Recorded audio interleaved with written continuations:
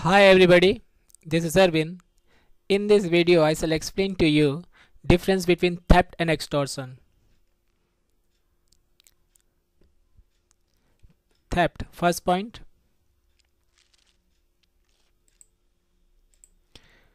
Theft is defined under section 378 of the Indian Penal Code. Indian Penal Code के section 378 में theft को define किया गया है. Extortion is defined under section 383 of the Indian Penal Code. Indian Penal Code के section 383 में extortion को define किया गया है. अब इन दोनों के बीच में जो डिफरेंस है थेफ्ट एंड एक्सटॉर्शन के बीच में, उसे हम लोग डेफिनेशन से समझेंगे. First definition of theft: whoever intending to take dishonestly any movable property out of the possession of any person without that person's consent moves that property in order to such taking is said to commit theft. जो कोई भी dishonestly कोई भी movable property ले लेता है किसी और व्यक्ति से बिना उसके कॉन्सेंट के और लेकर वो अपने पास रख लेता है तो वो थेफ्ट कर रहा है. ओके, एक्सटॉर्शन में क्या है वो देख लेते हैं. whoever intentionally puts any person in fear of any injury to that person.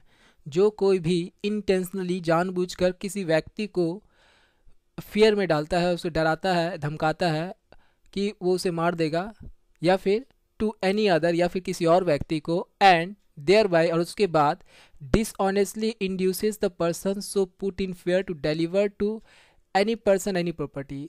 उसे डरा धमका के क्या करता है, कोई भी प्रॉपर्टी ले लेता है उस व्यक्ति से. ओके, और वैल्यूएबल सिक्योरिटी या फिर वैल्यूएबल सिक्योरिटी या फिर और एनीथिंग साइंड और सील्ड विच में बी कन्वर्टेड इनटू ए वैल्यूएबल सिक्योरिटी, या फिर किसी डॉक्यूमेंट में साइन करवा लेता है, सील ले लेता है और लेके वो उस प्रॉपर्टी को ट्रांसफ़र कर लेता है.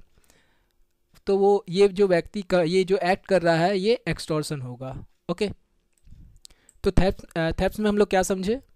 थेफ्ट में हम लोग समझे कि कोई भी व्यक्ति किसी व्यक्ति से डिसऑनेस्टली वे से कोई मूवेबल प्रॉपर्टी ले लेता है बिना उसके कॉन्सेंट के और लेकर वो रख लेता है, ये हुआ थेफ्ट.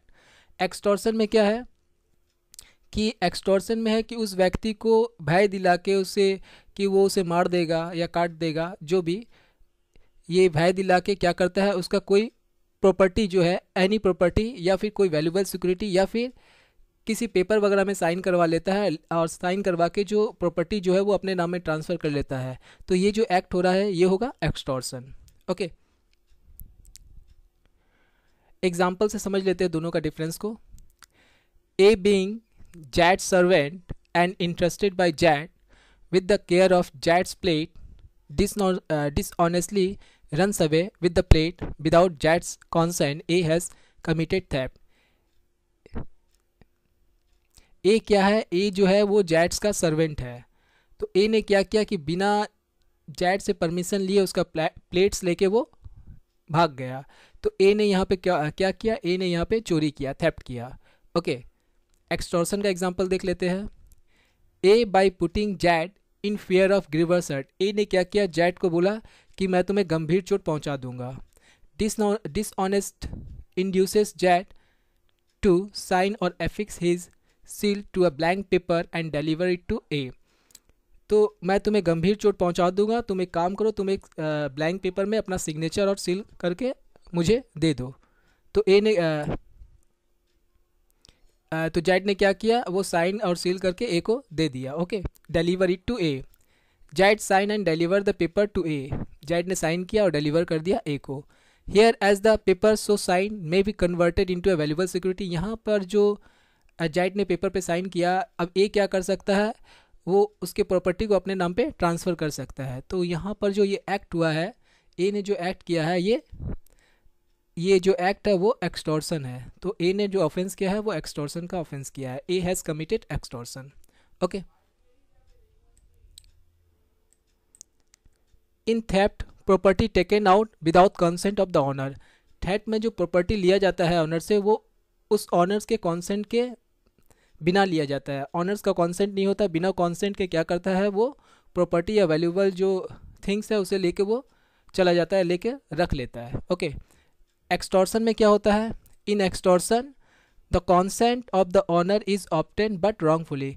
यहाँ पे ऑनर जो है वो कॉन्सेंट देता है लेकिन वो फोर्सफुली देता है, उसके ऊपर फोर्स करता है कि उसे मार देगा, पीट देगा या फिर कुछ भी करेगा, तब वो अपना कॉन्सेंट देता है, तब उसका जो प्रॉपर्टी है वो अपने नाम पे ये ट्रांसफ़र कर लेते हैं। थेफ्ट में be only in respect of movable property. Theft जो है वो सिर्फ मूवेबल प्रॉपर्टी पे ही होता है। चोरी हुआ तो चोरी जो होता है वो मूवेबल प्रॉपर्टी जिसको लेके वो भाग सके। ओके। एक्सटॉर्शन में क्या होता है? इन एक्सटॉर्शन द प्रॉपर्टी में बी आइदर मूवेबल और इमूवेबल। एक्सटॉर्शन में जो प्रॉपर्टी मूवेबल भी हो सकता है और इमूवेबल भी हो सकता है।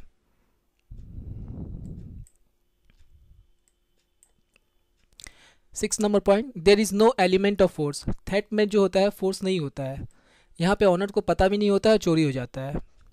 और एक्सटॉर्शन में क्या है? Property is obtain by putting a person in fear of injury and thereby inducing him to part with his property. Extortion में क्या होता है? उस व्यक्ति को भय दिखाया जाता है, भय दिखा के क्या होता है, उस व्यक्ति का जो है प्रॉपर्टी को वो ले लेता है और ये व्यक्ति खुद उसे देता है जाकर। There is no delivery of property by the owner. यहाँ पे जो है ऑनर जो होता है वो प्रॉपर्टी को डिलीवर नहीं करता है, लेकिन एक्सटॉर्शन में क्या होता है? There is delivery of the property. यहाँ पे जो होता है, जो प्रॉपर्टी का ऑनर है वही डिलीवर करता है उस व्यक्ति को जो उसे फेयर दे रहा है, उसे डरा रहा धमका रहा है, तो ये व्यक्ति क्या होता है, डर के क्या करता है, वो दे देता है। तो ये जो ऑफेंस हो रहा है ये एक्सटॉर्शन हो रहा है। As per section 379, whoever commits theft shall be punished with imprisonment of either description for a term which may extend to 3 years or with fine or with both। अब कोई व्यक्ति जो है थेफ्ट का ऑफेंस कर रहा है तो उसका जो पनिशमेंट है वो एज पर सेक्शन 379 मिलता है, जिसमें जो सज़ा है वो 3 साल तक की होती है विथ फाइन और विथ बोथ।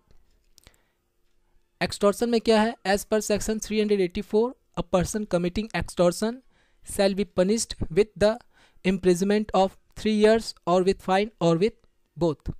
एक्सटॉर्शन में क्या है? अगर कोई एक्सटॉर्शन का ऑफेंस कमिट कर रहा है तो उसको जो पनिशमेंट मिलेगा एज पर सेक्शन 384 मिलेगा, जिसमें जो सज़ा है वो 3 साल तक की है और विथ फाइन है और बोथ है। ओके। अगर आपको मेरा वीडियो पसंद आया है तो प्लीज़ मेरे इस वीडियो को लाइक कर दीजिए, शेयर कीजिए एंड प्लीज़ मेरे इस चैनल को सब्सक्राइब कीजिए। Thank you so much for watching my video.